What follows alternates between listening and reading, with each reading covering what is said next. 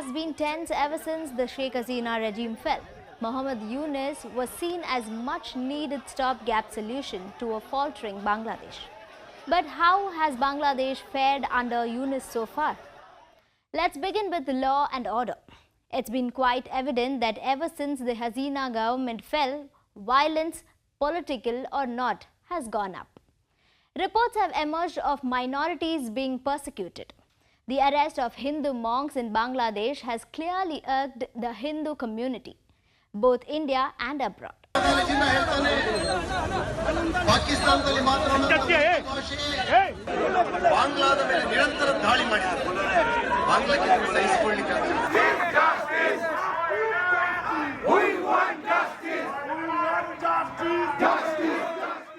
Despite the wide sentiment that Hindus are being persecuted, there were also some incidents of Muslims helping Hindus celebrate Durga Puja in peace.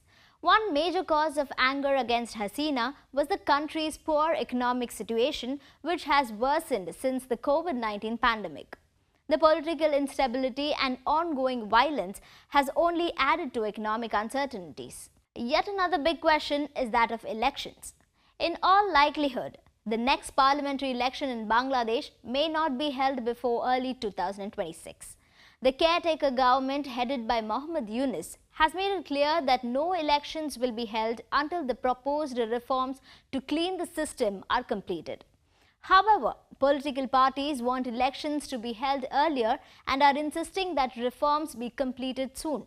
But irrespective of whether the election is held 2 years later or at an earlier date, all attempts are being made to ensure that former Prime Minister Sheikh Hasina and most leaders of the Awami League are made ineligible to contest future elections in Bangladesh.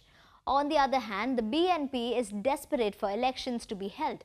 BNP leaders have publicly expressed disappointment over the non-announcement of election dates. However, Yunus is keen on carrying out reforms before holding elections. The problematic question here is how long to execute this. One other issue facing the interim government in Bangladesh is the crisis in Myanmar. Yunus was seen as a symbol of change and progression when he took over. However, the scenario now seems to be that he could very well be in charge for the foreseeable future, with his ally BNP growing restless. How long will the interim government continue in power?